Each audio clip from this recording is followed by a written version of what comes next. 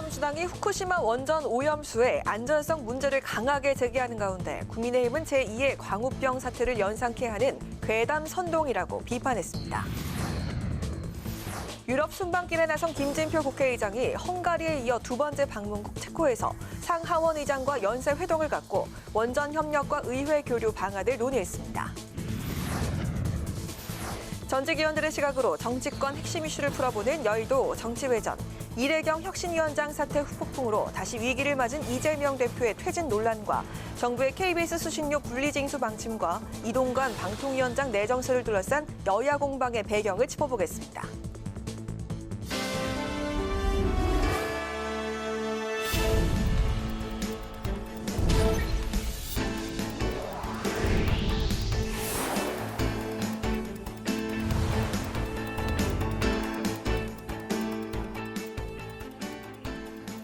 여러분 안녕하십니까? 6월 7일 수요일 국회 라이브 6 시작하겠습니다.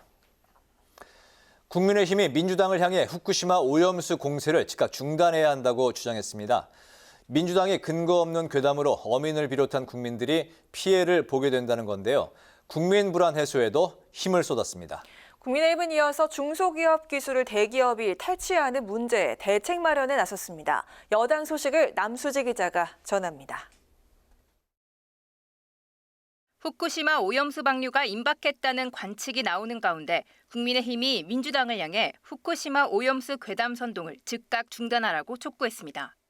국민의힘은 외교부 등 4개 부처 장관이 참석한 우리 바다 지키기 TF 확대 회의에서 민주당이 오염수 방류 후 해산물을 먹으면 위험해진다는 괴담을 퍼뜨리는 모습이 제2의 광우병 사태를 연상케 한다고 지적했습니다. 그러면서 민주당의 근거 없는 오염수 공포 괴담의 결과는 어민 피해로 이어진다고 강조했습니다. 미국산 소고기를 먹으면 당장 광우병에 걸리고 다 죽는다고 했던 광우병 사태와 똑같은 모습입니다. 민주당발 선동 공포가 수산업계를 집어삼키고 있습니다. 올해는 이구동성으로 대목이 사라졌다고 한탄하고 있습니다. 국민의힘은 오염수 방류와 관련해 확산하고 있는 국민 불안 해소에도 주력했습니다. 국민의힘은 IAEA가 안전 점검과 오염수 샘플을 분석한 결과 유의미한 추가적 방사성 핵종이 미검출됐다고 밝혔습니다. 앞으로도 정부 여당은 과학적 근거를 바탕으로 국민 안전을 철저히 지키겠다고 밝혔습니다. 또 당정이 우리 수산물에 대해 꼼꼼히 방사능 체크를 해나가겠다며 오염수 방류로 우리 수산물이 오염될 일은 절대로 없다고 강조했습니다. 철저하고 빈틈없는 방사능 검사를 통해 안전한 수산물임을 국민에 증명해 보이며 근거 없는 의원비어에 대응해 나가겠습니다. 우리 수산물이 방사능에 오염될 일은 절대 없을 것입니다. 과학이라는 무기를 들고 괴담으로부터 어민들을 보호할 것입니다. 국민의힘은 정부의 향후 오염수 방류로 인한 어민들의 피해 예측과 함께 대책 마련도 주문했습니다. 한편 국민의힘은 민당정 회의에서 유망 스타트업을 대상으로 한 대기업의 기술 탈취 사례를 직접 듣고 기술 보호 대책 마련에 나섰습니다. 당정은 중소기업 기술 탈취는 경제 혁신을 가로막는 고질적 불공정 거래 행위라고 강조했습니다. 당정은 기술 침해 예방을 위해 혁신 스타트업을 대상으로 한 비밀 유지 계약 체결 등 전문가 컨설팅을 지원할 계획입니다. 기술 탈취가 발생했을 시엔 피해 기업이 접수부터 문제 해결까지 원스톱으로 할 수 있는 플랫폼을 구축해 부처별 지원 정책을 통합할 방침입니다. 국회 방송 남수지입니다. 반면 더불어민주당은 후쿠시마 오염수에 대한 공세를 이어갔습니다. 국민의힘을 향해선 국제해양법재판소에 대한 정부의 잠정 조치 촉구 결의안 통과를 거듭 촉구했습니다. 김동길 기자가 보도합니다. 더불어민주당은 후쿠시마 오염수 안전성에 심각한 의문을 제기하는 사례가 잇따르고 있다고 주장했습니다. 후쿠시마 원전의 항만 안에서 잡은 우럭에서 기준값의 180배에 이르는 세슘이 검출됐다고 일본 언론이 보도했다는 겁니다. 민주당은 정부의 대책 마련 촉구와 함께 국민의힘의 국제해양법 재판소에 대한 정부의 잠정 조치 청구 촉구 결의안을 통과시키자고 거듭 제안했습니다. 우리 국민의 생명과 안전을 이대로 지켜보기만 할 겁니까? 우리 국민의 생명과 안전을 반드시 지키겠다고 선언하시기 바랍니다. 시간이 없습니다. 국회가 국민과 미래 세대에게 떳떳하지 못한 길을 가서는 안 됩니다. 민주당은 차기 방송통신위원장으로 내정된 것으로 알려진 이동관 대통령실 대외협력특보에 대한 즉각적인 철회를 촉구했습니다. 이 특보는 MB 정권의 언론 탄압 선봉장이었다며 이 특보를 방통위원장에 임명하는 동시에 인사 참사가 일어날 것이라고 비판했습니다. 좌파 진행자 대출 방안을 적나라하게 만들어놨고 사실상 이에 따라 실행된 것이 아니냐는 그런 의구심입니다. 이래경 혁신위원장 낙마에 따른 당내 후폭풍이 이어지고 있는 가운데 비명계에선 이재명 대표의 책임론을 거듭 제기했습니다. 이재명 대표 스스로가 퇴진하는 것이 저는 맞다고 봅니다. 왜냐하면 이재명 대표가 아무리 혁신위를 구성한다고 할지라도 지금 이번에 드러났듯이 자기 쪽에 기운 사람을 하지 않겠습니까? 친명계는 유감을 나타내면서도 이 대표에게 모든 책임을 떠넘기는 건 잘못이라고 반박했습니다. 조금 더 차분하고 진중하게 잘 준비해야 되는데 그렇게 진행되지 못해서 죄송스러운 마음입니다. 그렇다고 해서 기승전 이재명 책임론, 기승전 이재명 사퇴론도 그렇게 적절한 대안은 아니다. 이재명 대표는 오늘 기자들과 만나 당에서 벌어진 일에 대한 결과에 대해 무한 책임을 지는 것이 당대표가 하는 일이라고 말했습니다. 국회방송 김동길입니다.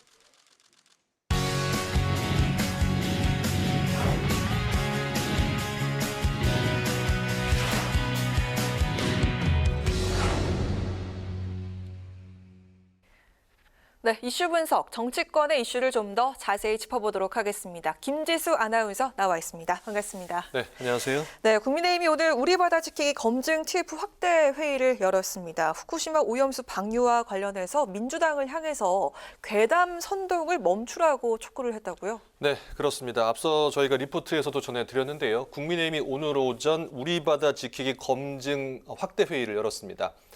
이 회의에는 유국희 후쿠시마 원전 시찰 단장을 포함해서 외교부와 과기부, 해수부, 환경부 등 이 관계부처 장관들이 대거 참석을 했는데요.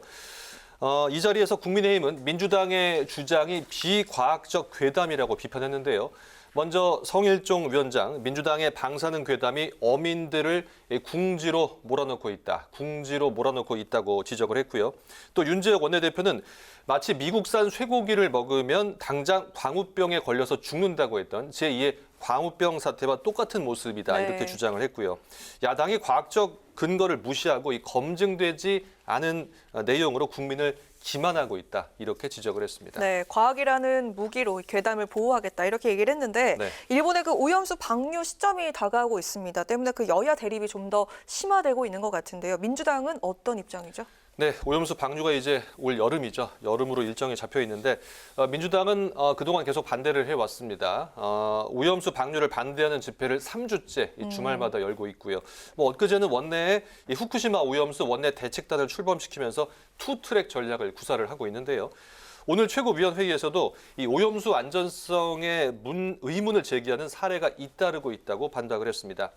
특히 후쿠시마 원전의 항만에서 잡은 우럭, 이 우럭에서 기준치의 180배가 넘는 세슘이 검출됐다는 일본 언론 보도를 언급을 했고요. 또 여야가 2021년 6월에 이 후쿠시마 오염수 방출을 규탄하는 결의안을 통과시켰었거든요. 그런데 국민의힘이 입장을 바꾸면서 휴지 조각이 됐다.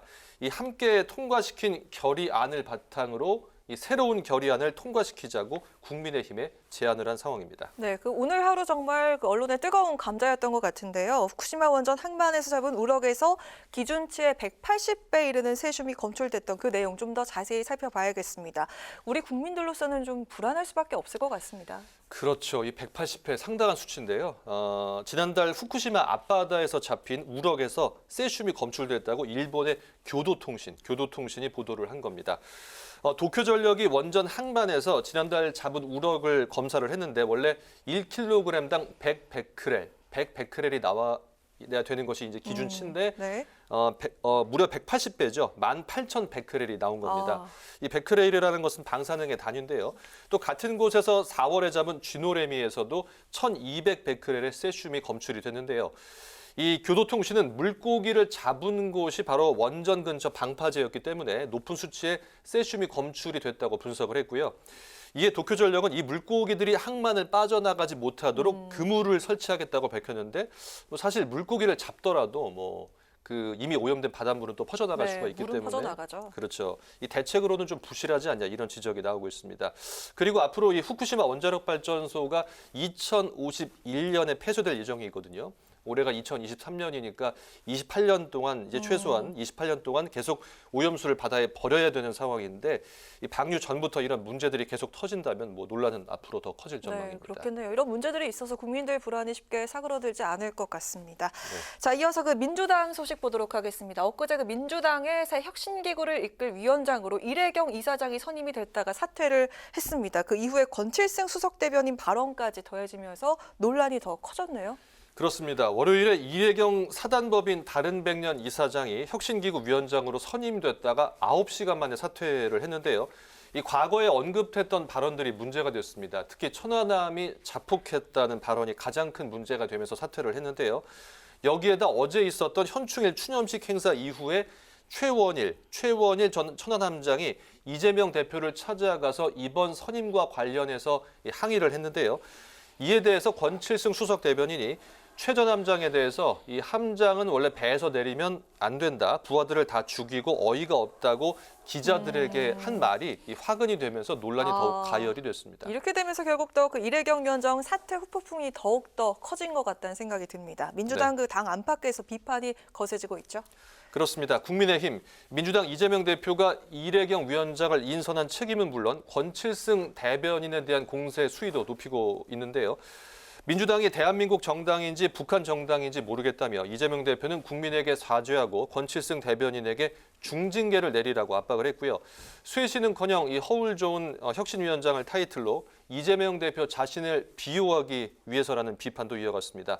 여기에다 민주당 당내 안에서도 이 비명계 의원들을 중심으로 이재명 대표 책임론이 불거졌는데요. 이재명 대표가 이 문제에 대해서 이 당원과 국민께 죄송하다는 사과가 있어야 한다는 목소리가 나왔습니다.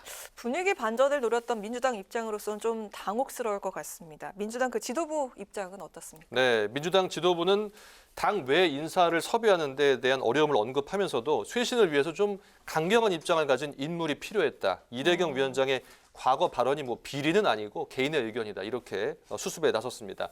한편 이재명 대표는 이래경 인선과 관련해서 이 결과에 대해서 언제나 무한 책임을 지는 것이 당 대표가 하는 일이다. 이렇게 말을 했고요. 다만 권칠승 수석 대변인의 거취나 또 사과 계획에 대해서는 언급을 하지는 않았습니다.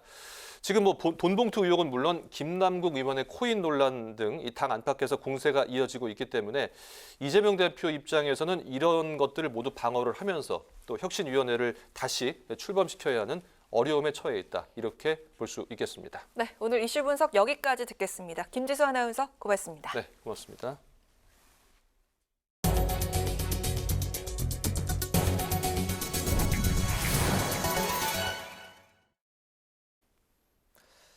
국회의원 선거제도 개편 논의가 답보 상태에 놓인 가운데 한 여론조사 결과가 주목받고 있습니다. 내일이 국회의원 선거일이면 어느 당의 후보에게 투표하겠냐고 질문했는데요. 국민의힘과 더불어민주당이 팽팽한 접전을 벌이고 있습니다. 이런 분위기가 선거제 개편에 도움이 될지 임채원 기자가 살펴봤습니다. 내년 4월 제22대 국회의원 총선 결과를 전망해보는 여론조사 결과가 눈길을 끌고 있습니다. 내일이 차기 국회의원 선거일이라면 어느 당 후보에게 투표하겠느냐는 질문에 33.1%는 민주당을, 31.2%는 국민의힘을 선택했고 17.3%는 지지정당을 선택하지 않았습니다. 여론조사 결과 영남, 호남의 지역주의 구도는 여전했습니다. 민주당은 광주, 전라 지역에서 국민의힘을 앞섰고 국민의힘은 대구, 경북 지역에서 민주당보다 우세했습니다. 이 밖에 민주당은 인천, 경기에서, 국민의힘은 대전, 세종, 충청에서 유리한 것으로 나타났습니다. 여론조사는 연합뉴스와 연합뉴스TV가 매트릭스의 공동 의뢰에 지난 3일부터 이틀간 성인 남녀 1,000명을 상대로 실시했으며 응답률은 20.5%입니다. 연합뉴스와 연합뉴스TV의 여론조사는 매달 실시하고 있는데 여야가 계속 접전을 보이고 있습니다. 다른 언론사의 여론조사는 다른 결과를 보이고 있지만 대체로 여야의 지지율이 큰 차이를 보이지 않고 있습니다. 따라서 이런 분위기가 이어진다면 선거제도와 내년 4월 총선 직전의 분위기가 여야 의석수에 큰 영향을 미칠 전망입니다. 국회는 지난 4월 국회의원 전원이 참여하는 전원위원회를 열어 선거제도 개편 논의를 시작했습니다. 의원 100명이 발언에 나서 100가쟁명씩 토론을 벌였는데 특히 선거제도 개편 방향과 관련해 지역주의를 해소해야 한다는 데 공감대를 형성했습니다. 대구 경북 지역에서 민주당 의원이, 호남에서 국민의힘 의원이 탄생할 가능성을 높이자는 겁니다. 대안으로는 권역별 비례대표제와 도농복합형 중대선거구제 등이 제시됐습니다. 그 방향으로 대표성과 비례성이 좀 더 강화돼야 된다. 그리고 지방 소멸 문제에 대처해야 된다. 영호남과 같은 지역 간 갈등, 이 문제도 완화시켜야 된다. 김 의장은 지난 4월 전원위원회 토론 이후 교착 상태에 빠진 선거제도 개편 논의를 활성화하기 위해 여야 4인 협의체 구성을 제안했는데 일단 여야는 선거제도 협상 준비를 위한 당내 의견 수렴을 진행하기로 했습니다. 여야가 선거제와 관련해 당론을 모으고 있지만 정치 현안이 많아 후순위로 물리는 분위기입니다. 김 의장은 협상이 6월 중순쯤 재개될 것이라고 예상했는데 여야가 협의체를 구성하는 등 본격적인 협상을 시작할 수 있을지 주목됩니다. 국회 방송 임천입니다. 김진표 국회의장이 체코 프라하에서 의회 외교를 이어가고 있습니다. 앞서 방문한 헝가리에선 헝가리 대통령과 총리, 국회의장과 연쇄 회동을 가지며 숨가쁜 외교전을 펼쳤습니다. 보도에 강민지 기자입니다. 6박 8일 일정으로 헝가리와 체코를 순방 중인 김진표 국회의장. 프라하에서 상하원 의장들을 만나며 전략적 동반자 관계 발전을 위한 의회 교류 방안과 원전 협력 방안 등을 논의했습니다. 유럽의 심장에 위치한 중유럽의 핵심 국가이고 또 우리나라의 소중한 전략적 동반자인 체코를 또 아름다운 프라하를 방문하게 되어서 아주 기쁘게 생각합니다. 특히 체코 원전 사업 입찰 경쟁에 참가한 한수원에 대한 관심과 지원을 요청했고 부산 엑스포 지지에 대한 당부도 전했습니다. 현지 시간으로 지난 5일엔 헝가리 지도자들을 잇따라 만나 의회, 산업 등에 대한 협력 교류 방안을 나눴습니다. 먼저 헝가리 국회의장의 방안 답방 차원으로 이뤄진 라슬로 꾀비르 국회의장과의 회담에선 양국 의회 교류 확대에 대한 공감대를 형성했습니다. 김진표 의장은 공동 언론 발표를 통해 자동차와 배터리, 원자력 발전 등 첨단 산업 협력에 대한 양국 의지도 다시 한번 강조했습니다.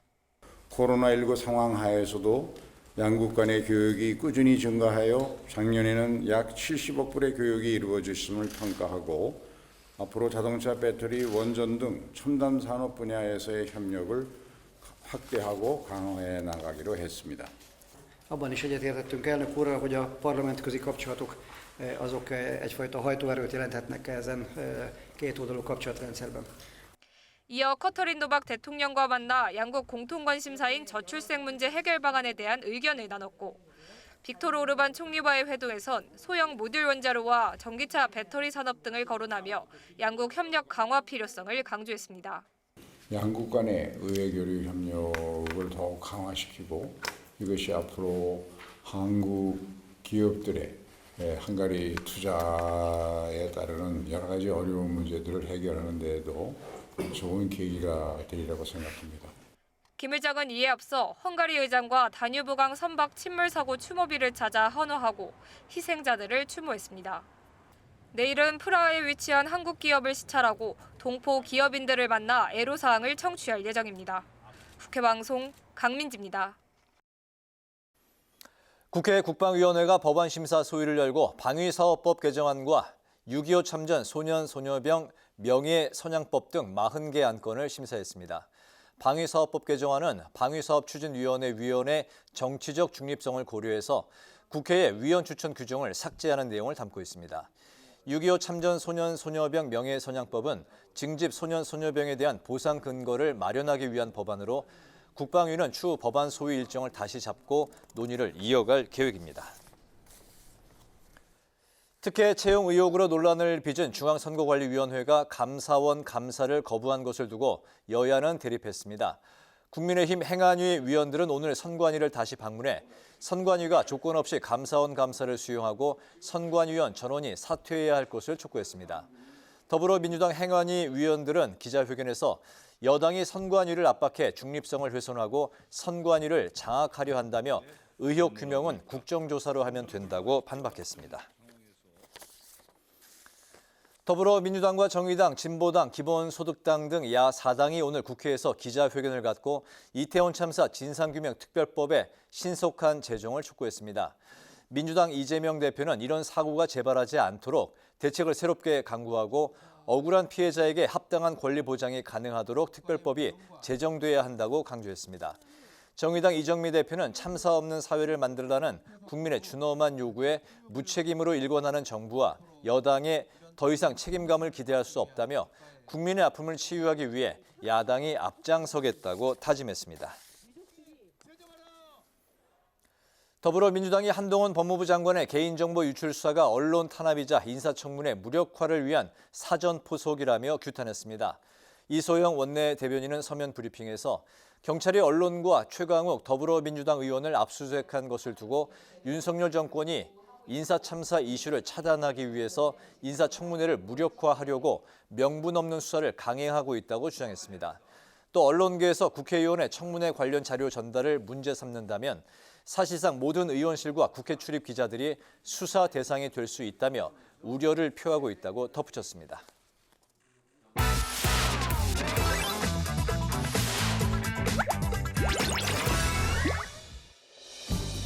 6월 7일 강아랑이 전해주는 정치권의 뜨거운 말말말 강아랑의 정치랑입니다. 오늘 첫 번째 주제는 땡윤 뉴스입니다. 대통령실이 KBS 수신료를 전기요금과 함께 걷지 않고 따로 징수하는 방안을 권고했죠. 이를 두고 야당의 반발이 거센 상황입니다. 대통령실이 수신료 분리징수를 앞세워 공영방송 KBS에 협박을 시작했습니다. 수신료를 무기로 공영방송을 길들이겠다는 선포입니다. 공영방송이 권력과 금력에 흔들리지 않고 공정성을 유지하기 위해 국민으로부터 수신료를 받아 운영하는 것입니다. 기어코 공영방송을 장악해 땡윤 뉴스를 만들려는 작정입니까? 민주당 언론자유특위 소속 의원들은 오늘 용산 대통령실을 찾아 백지항의 서한을 전달했습니다.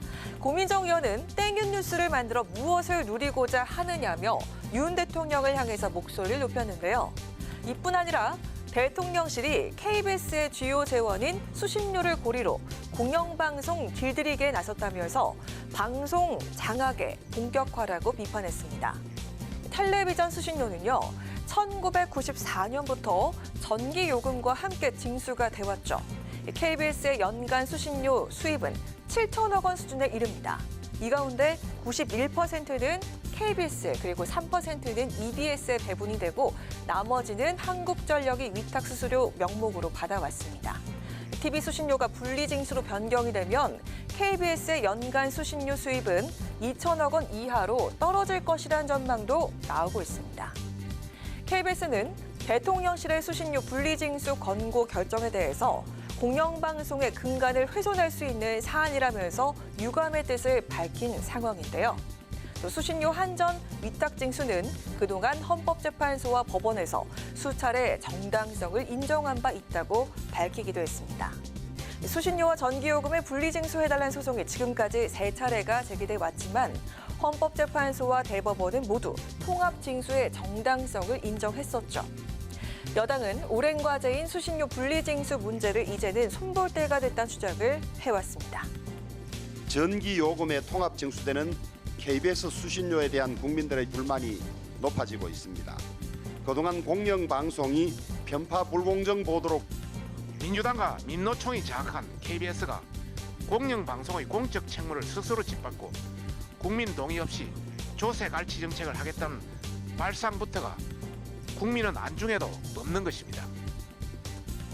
홍준표 대구시장은 이미 국민들은 케이블 수신료를 내고 있다면서 KBS 수신료의 강제 징수는 이중과세란 의견도 밝혔습니다. 더 나아가서 민영화와 함께 방송개혁을 검토해야 할 때가 됐다고 언급했습니다. 가장 뜨거운 감자로 불리는 TV 수신료 개편, 정부가 나서면서 논란이 확산될 조짐인데요. TV 수신료가 30년 만에 전기 요금과 분리될 수 있을지 지켜봐야겠습니다. 이어서 두 번째 주제는 여야 대표들의 핑퐁 게임입니다.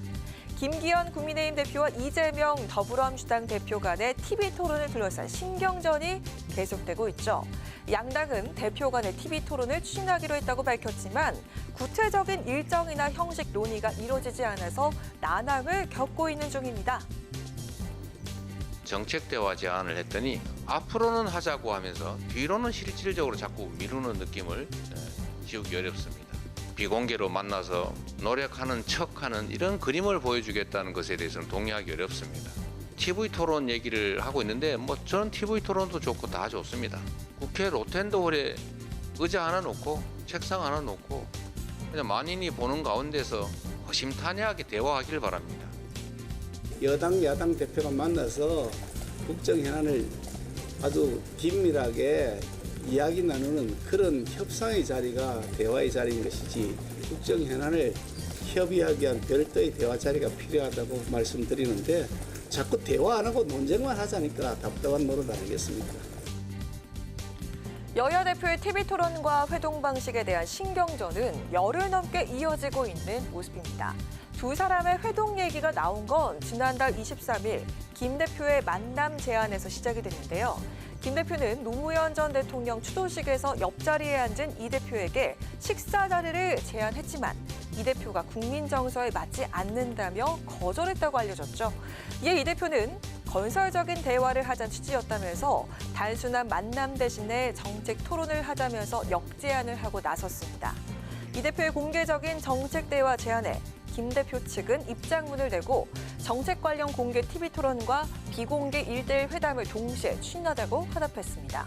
양당 대표가 회동 자체 합의하면서 구체적인 대화 형식과 의제 조율을 위한 실무 협의체가 구성됐지만 비공개 회동 여부에 대해선 평행선을 달리고 있는 상황입니다. 실질적인 대화가 이루어지고 그것이 의회 정치를 복원하는 어떤 계기가 되려면 비공개 정책회담이 계속해서 이어져야. 혹시 용산에 하명이 없어서 야당 대표와 공개 회동조차도 제대로 추진하지 못하는 건 아닌가라는 의문이 있습니다. TV 토론과 별도로 비공개 대화가 필요하다는 김기현 대표, 반면에 비공개 대화 자체가 불필요하다는 이재명 대표, 회동 방식을 두고 마찰을 빚는 모습인데요. 국민들이 바라고 궁금해하는 지점은 바로 그래서 여야 대표는 도대체 언제 만날까? 이 부분이 아닐까요? 지금까지 강아랑의 정치랑이었습니다.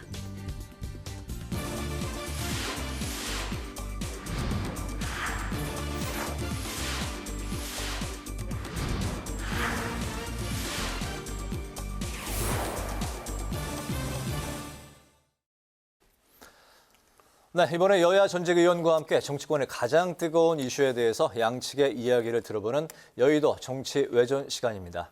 오늘도 신경민 전 더불어민주당 의원, 신성범 전 새누리당 의원 두 분 모셨습니다. 어서 오십시오. 반갑습니다. 네, 안녕하세요. 네.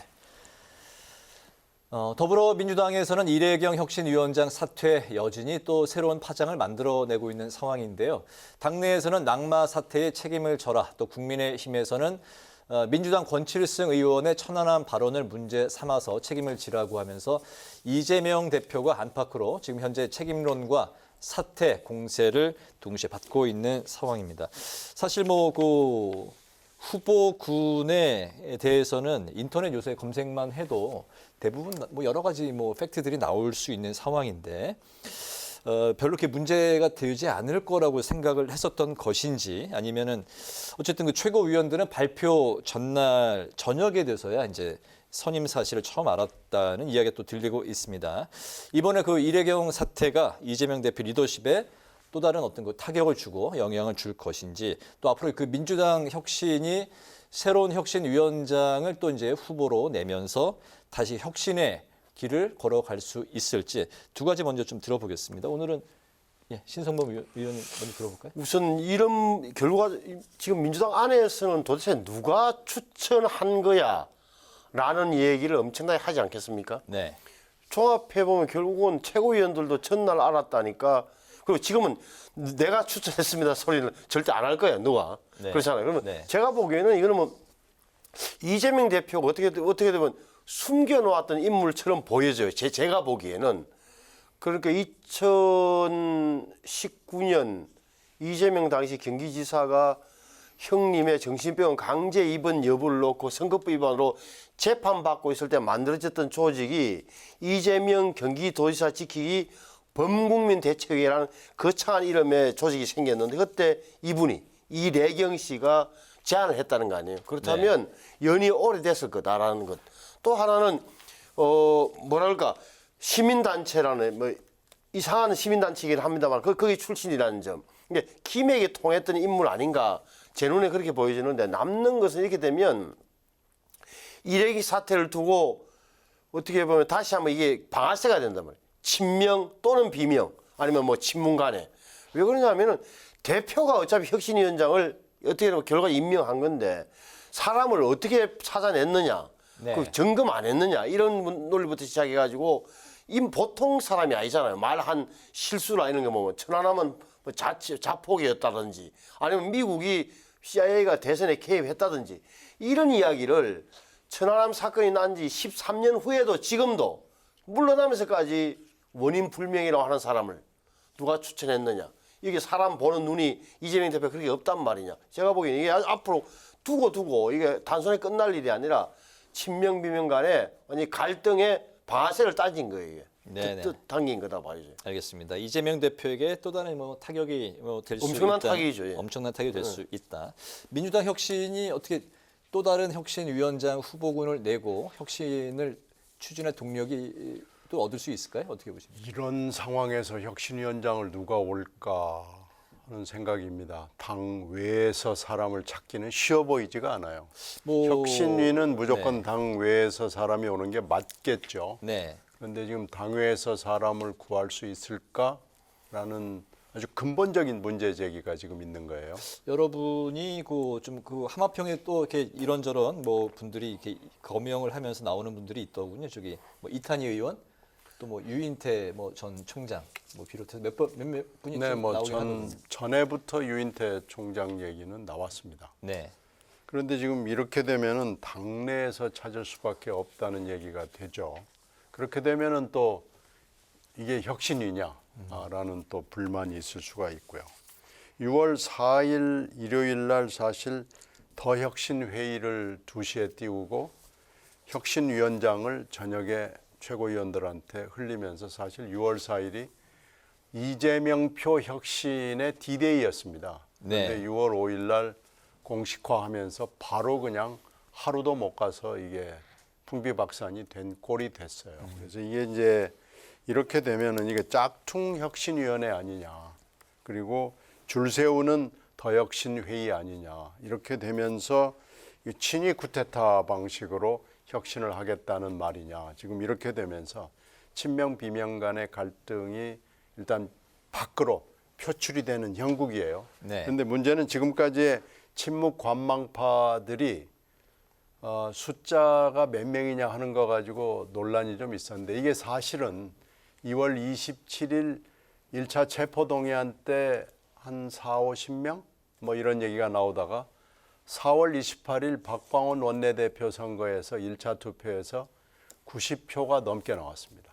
그리고 박범계 의원이 받은 표까지 합하면 100명이 넘습니다. 이러면서 이 친묵 관망파가 간단치 않구나, 100명이 넘는구나, 이런 계산이 가능하게 됐고 이 4월 28일 원내대표 선거에서 굉장히 친명 쪽에서 충격을 받은 것 같아요. 그래서 지금 6월 4일 날을 이 혁신 플랜의 D-Day로 삼은 건데 이게 지금 어떻게 보면 좌초까지 갈 수도 있지 않겠느냐라는 예측이 가능한 건데 그 예측은 친묵 관망파들이 친묵을 깨거나 관망을 깨거나 할 거냐 안 할 거냐에 달려 있다고 봐야 됩니다. 그런 이 상황에서 그 24일에 이낙연 전 대표가 이제 귀국할 것으로 알려지고 있습니다. 시기가 뭐 조금 더 앞당겨질 수도 있다. 뭐 이런 이야기도 함께 나오고 있는 것 같은데요. 그렇기 때문에 지금 당내 분위기가 혁신위를 건너뛰고 바로 비대위로 가는 거 아니냐. 뭐 이런 상황에 이낙연 전 대표의 이제 그 정계 복귀론이 나오고 있는 상황이라 이 전 대표가 이제 전면에 다시 복귀와 동시에 전면에 등장할 것이냐, 뭐 여러 가지 관측들이 나오고 있는데 어떻습니까? 그건 두 가지 관측이 다 가능하죠. 그런데 이제 하나 달라진 건 이 전 대표가 두 사람 다 이씨라서 성명을 말씀드리는 게 나을 텐데 이낙연 대표가 1년 전에 그때 이제 6월이죠. 6월 달에 미국을 갈 때만 해도 이낙연 전 대표의 미래는 매우 불투명했습니다. 네. 그런데 이제 당이 이렇게 이재명 체제로 가다가 지금 어떻게 보면 무지 흔들리는 상황이 됐고 또 하나는 윤석열 대통령이 기대에 훨씬 못 미치는 정치와 통치 스타일을 보여주는 거예요. 그것 때문에 이낙연 전 대표 같은 사람이 필요하다는 욕구나 요구가 생기는 겁니다. 당 내도 그렇고 당 외에도 그렇고요.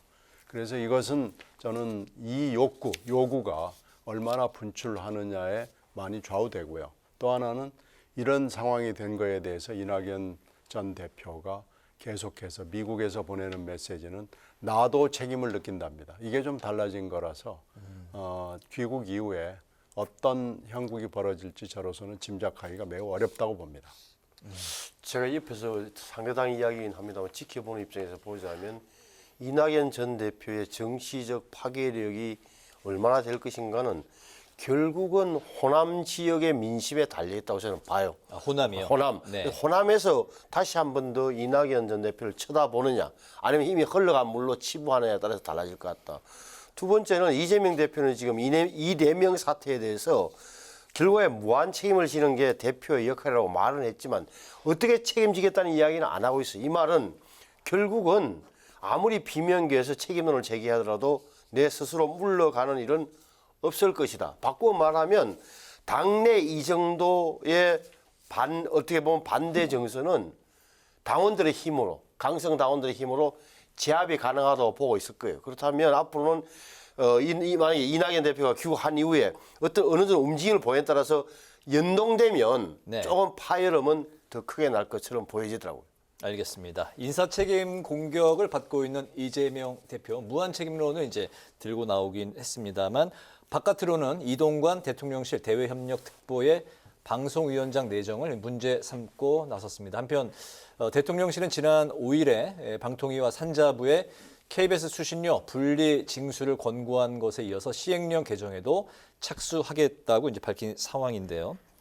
야당이 MB 정부 시절에 언론 탄압의 선봉장이다. 또 방송 장악의 배후 설계자다라고 이제 특정을 했습니다. 이동관 특보에게. 근데 이동관 특보는 현재 아들의 학폭 의혹이 이제 불거져 있는 상황인데요.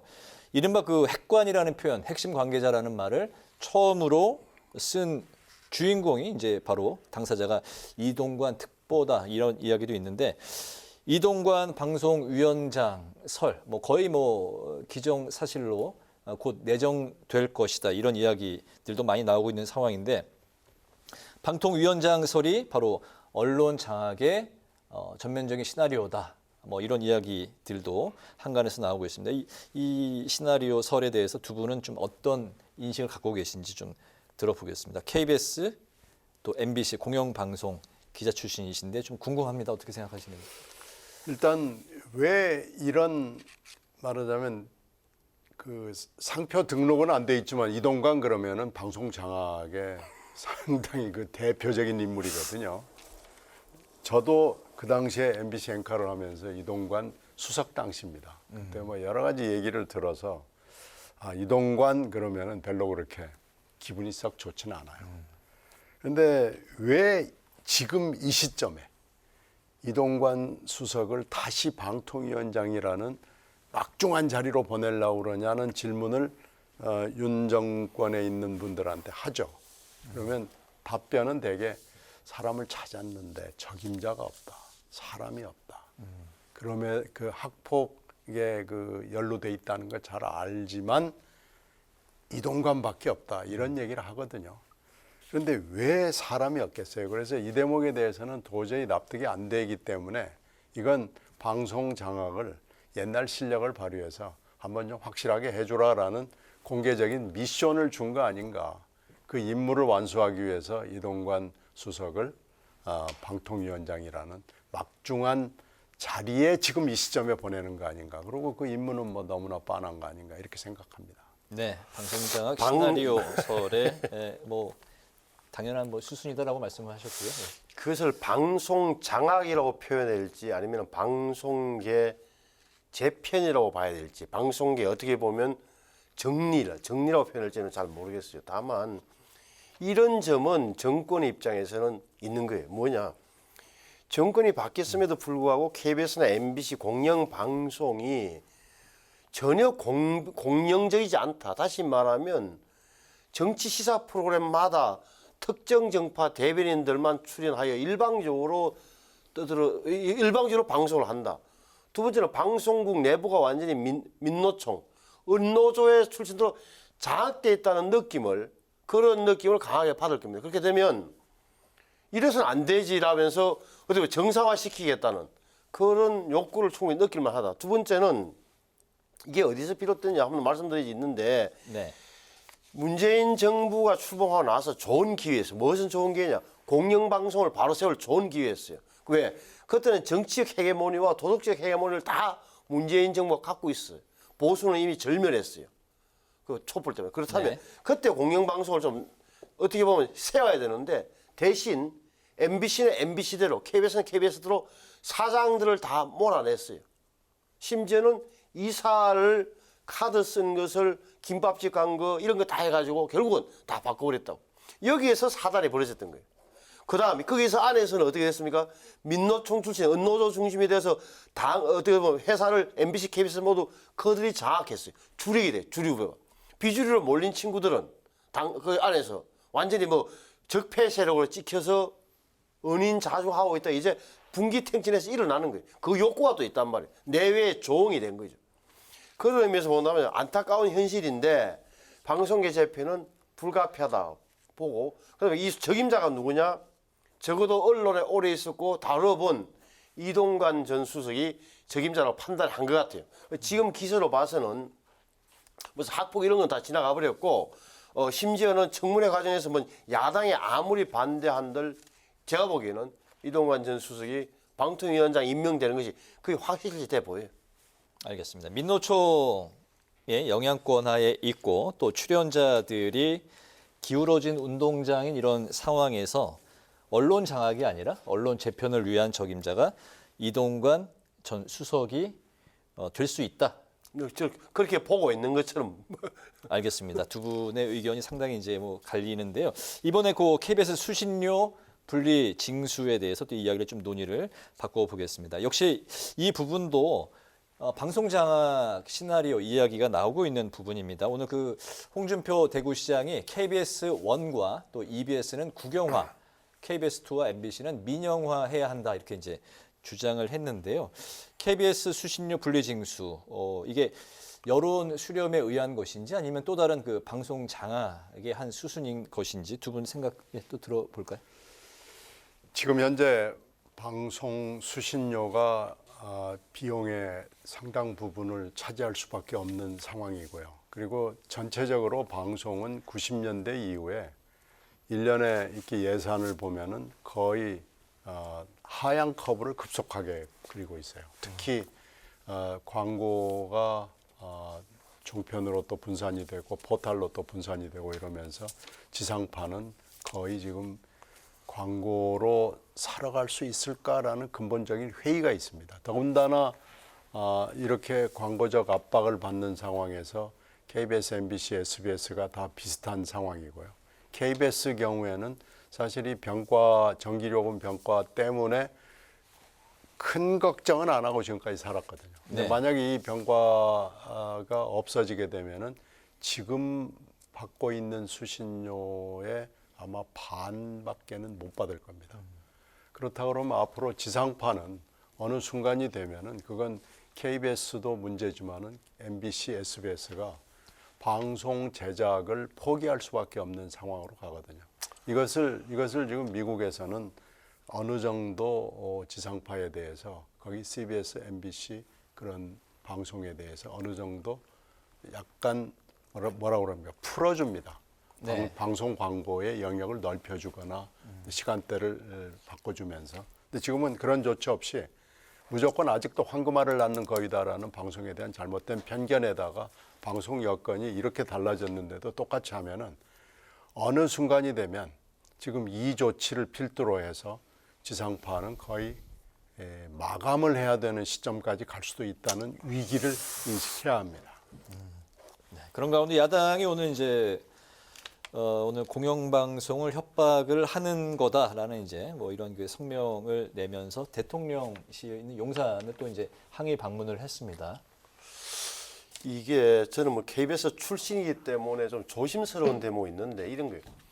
2,500원이라는 수신료가 정해진 게 전두환 대통령 때 1981년도에 43년, 42년 정도에 한 푼도 올라가지 않았어요. 두 번째, 분리징수는 YS 때 된 김영삼 대통령 1994년이에요. 분리징수나 통합징수. 한전 전기요금에 병합하여 받도록 한 게.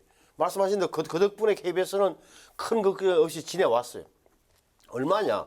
이게 한 7천억 되는데 7천억이라고요. 제가 알아보니까 7천억이면은 KBS 전체 예산이 제가 나올 때는 1조 안 됐었는데 지금은 1조 넘는다니까 한 50, 절반도 안 돼. 40몇 %를 수신료로 하고 나머지는 광고를 받고 있다.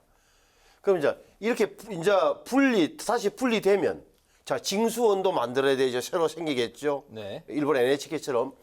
그렇게 되면 아마 뚝 떨어진다. 7천억 정도 하던 게 한 2, 3천억 떨어지면 KBS는 이제 뭘 하냐. 이래 되면 1TV, 2TV 분리될 수밖에 없고 2TV는 민간 영역으로 갈 수밖에 없는 그런 구조인데 이것은 사실 공영방송을 존재케 하느냐 안 하느냐는 문제와 연결돼 있어요. 왜냐하면 2,500원 중에는 EBS 교육방송으로 가는 게 아마 2,500원 중에 한 7, 80원 될 겁니다. 3%인가? 이렇게 되는데 그 부분까지 포함해서 그럼 공영방송을 없애자는 거냐 살리자는 거냐 존속시킬 거냐 네. 이 문제가 남아있다. 그래서 간단하게 그냥 일반 국민들 입장에서는 보지도 않는 거 우리가 다 네이버로 보고 OTT로 보는 이걸 왜 수신료 왜 내야 된다는 2,500원밖에 안 되지만 불은 지를 수 있겠으나 사실 그러면 공영방송이 존재해야 된다면 거기 재원은 또 안정적으로 해줘야 될 의무는 또 있는 거예요. 필요성. 네. 네. 그러면서 생각 좀 했으면 좋겠다는 말씀 우선 드리고 뭐랄까 이게 또 하나는 2,500원 그러면 좀 올리든지 예를 들어서 2,500원인데 한 3,000원 얼마로 올려주면서 분리를 시킨다든지 이 정도는 해줘야 되는 거 아닌가 싶어요. 저는 뭐 KBS 출신이라서가 아니라 사실 2,500원 전두환 때 만들어졌던 게 신문값이었거든. 그런 의미에서는 공영방송 제도를 존속시킬 거냐 없앨 것이냐에 벌써 논의가 다시 좀 시작되는 게 맞다라고 감히 말씀드리고 싶어요. 알겠습니다. 자, 이제 마지막 논의로 또 이제 가보겠습니다. 정부 여당은 선관위부터 시작해서 방송, 노동, 시민단체에 강도 높은 압박을 가하고 있는 상황인데요. 이에 맞서서 이제 야당은 후쿠시마 방류 그리고 이제 노동 탄압을 내세워서 대정부 총력 투쟁을 외치고 있습니다. 내년 총선을 앞두고 여론조사 결과 양쪽의 그 지지율이 굉장히 좀 비슷하게 팽팽하게 나와 있는 상황입니다. 그런 가운데 전국은 여야가 강대강의 이제 힘 대결 이런 그 전국 상황인데요. 그렇기 때문에 국민은 현재 어느 한쪽에 손을 들어주지 않고 있고 좀 관망하고 계속 관측을 하고 있는 그런 상황인 것 같습니다. 여론조사 결과를 봤을 때는 과연 현재의 이런 대치 전국에서 한쪽의 무게추가 좀 기울어지는 그런 터닝 포인트가 올 수 있는 것인지 두 분의 전국 전망을 오늘 마지막으로 좀 들어보겠습니다. 예, 신경민 의원님. 지금 정부 여당하고 야당이 하는 걸 보면은 자기 지지층만 쳐다보고 정치를 하는 거예요. 네. 정부 여당도 국힘당 지지층만 바라보고 하는 거고 민주당도 자기 지지층만 보고 지금 정치를 하고 있는 겁니다. 그러니까 자꾸 중간에 있는 무당층이랄지 중간층이랄지 하는 쪽이 조금씩 늘어나는 추세예요. 그런데 둘이 다 서로 잘 못하고 있기 때문에 잃는 것도 없고 또 뭐 늘어나는 것도 없고 지금 이게 팽팽한 상황으로 해서 여당 지지, 야당 지지, 무당층이 계속 비슷한 지금 형국을 보여주고 있습니다. 네. 근데 이렇게 가는 것이 과연 선거를 위해서 좋은 것인지 좀 생각을 해봐야 될 거예요. 근데 지금 선거를 이렇게 해서 치르겠다는 것이 현재 여야 정치권의 생각인 것으로 보입니다. 이렇게 되면 나라는 두 쪽이 날 거고요. 계속해서 앞으로 상당 기간이 남아있기 때문에 어떤 정책이 또 어떤 이슈가 터져 나오느냐에 따라서 그 당시 내년 초의 상황에 따라서 결국 선거판은 결정이 될 거고요. 네. 저는 나라는 전체적으로 불행한 수순으로 들어갈 수밖에 없다고 봅니다. 네, 오늘 여론조사에서 이제 그 민주당은 광주, 호남 그리고 이제 또 국민의힘은 경북에서 압도적으로 이제 그 여론조사가 높게 나오는 그 상황인데 과연 그 내년 총선 이제 그 10개월 남지 않았습니까? 지금의 저 소음과 소란이 계속되고 있지만 결국은 흔히 말하는 먹고 사는 문제, 경제 문제에 대한 게 내년 선거의 핵심이 될 겁니다. 제가 보기에는 연말 네, 날씨가 좀 추워지고 하면 네. 경제 상황이 급격하게 나빠지거나 하면은 그 문제가 돌 거다. 그러면은 여당은 뭐가 필요하냐면 유연함. 다시 말하면 노동개혁, 교육개혁 다 연금개혁 다 좋은데 방향은 옳다 하더라도 뭐 소통하고 하는 이런 설명하면서 끌어가는 유연함과 융통성. 방향은 맞지만 방식과 태도 때문에 그걸 조심해야 되는 거고 야당 민주당은 보면 사실은 제가 보기에는 이제 이념을 좀 버렸으면 좋겠다는 느낌을 강하게 가지고 이념보다는 실용으로 나가라. 민주당이 가장 필요한 것은 지금은 실용이에요, 실용. 네. 실질적으로 국민들에게 도움이 되는 방향을 찾아내야지 이념적인 걸로 뭐 저렇게 계속적으로만 강성 시자통에 어필하는 쪽으로만 가게 되면 계속 좁아질 거라는 느낌은 제가 들어요. 알겠습니다. 민주당의 이제 조언까지 해주셨습니다. 이념보다는 실용. 국민의힘은 어떤 게 필요합니까? 유연함이죠. 유연함. 예, 유연함. 그러니까 방식과 태도의 문제가 많은 걸 좌우할 수 있어요. 그러니까 자, 국민들 생각에도 교육 개혁해야 되고 노동 개혁해야 되고 연금 개혁해야 되는데 방향은 맞는데 그것을 추진하는 방식에 대한 불안감이나 거부감이 있으면 굉장한 방향 올바른 들고 정치로 손해를 보게 되는 그 점 때문에 이제는 유연함이 중요하다고 생각해요. 알겠습니다. 총선이 이제 10개월 남았는데 현재 그 여야 간의 강대강 대치가 앞으로 쭉 이어질지 어떤 그 반전의 계기, 터닝 포인트가 찾아올지 앞으로 이제 관전 포인트인 것 같습니다. 여의도 정치 외전 이제 마칠 시간이 됐는데요. 지금까지 신경민 전 더불어민주당 의원, 신성범 전 새누리당 의원 두 분과 오늘 관련 이슈를 나눠봤습니다. 두 분 말씀 잘 들었습니다. 감사합니다. 네, 오늘 국회 라이브 6도 여기서 마치겠습니다. 시청해주신 여러분 고맙습니다.